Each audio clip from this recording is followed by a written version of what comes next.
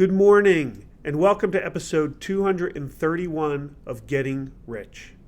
I'm your host, Rich Checkan, president of Asset Strategies International, and today is Wednesday, July 2nd, 2025. The fragile ceasefire between Iran and Israel seems to be holding, and Israel says that it is open to a 60-day ceasefire with Hamas. President Trump has urged Hamas to go ahead and take that deal, stating it will not get any better than this. It can only get worse from here. The U.S. and China and their trade war seems to be cooling as Canada backs off on retroactive tariffs on U.S. technology companies.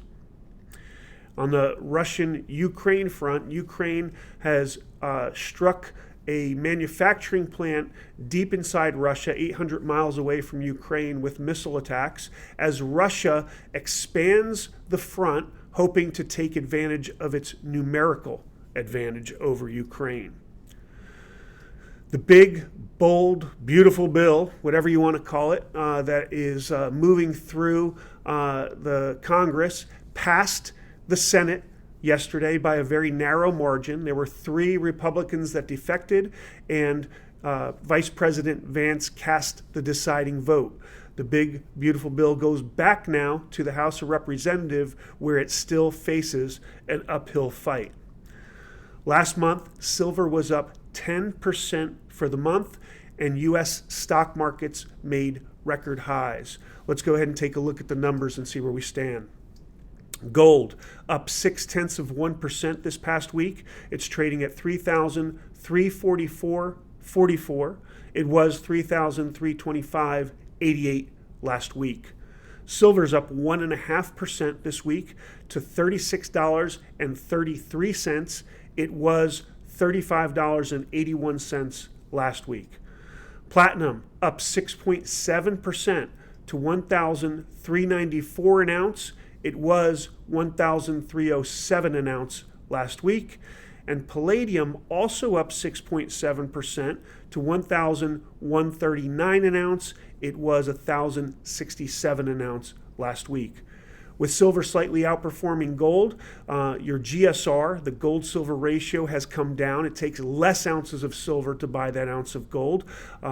This week it takes 92.06 ounces. Last week it took 92.88 ounces.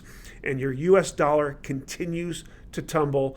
We'll talk about that in a second. It's down to 96.92 on the index. It was 98.09 last week, and that wasn't pretty.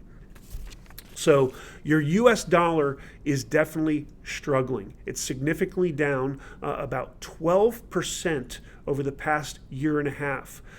This should be a clear signal that overspending is not a sustainable path. The world sees it. They are shedding dollars in favor of gold and other assets because they do not trust the way we are managing our economy and our currency. Why don't we see it? Until we do, and in case we don't see it, got gold? If you don't, now's the time. Pick some up.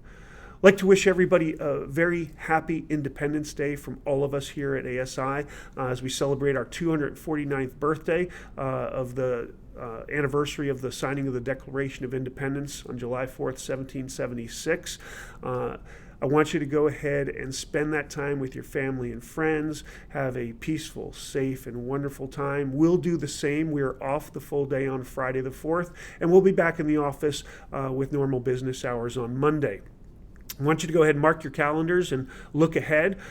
We are about to have our next installment of On the Move. That's the webinar series with Adrian Day of Adrian Day Asset Management and myself.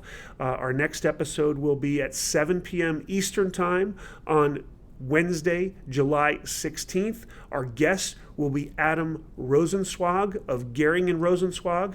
And Adam is a fantastic analyst, researcher, pundit, and respected source of information on everything natural resources. We'll be looking at the precious metals and other resources and getting our predictions on where we think things are going in the future.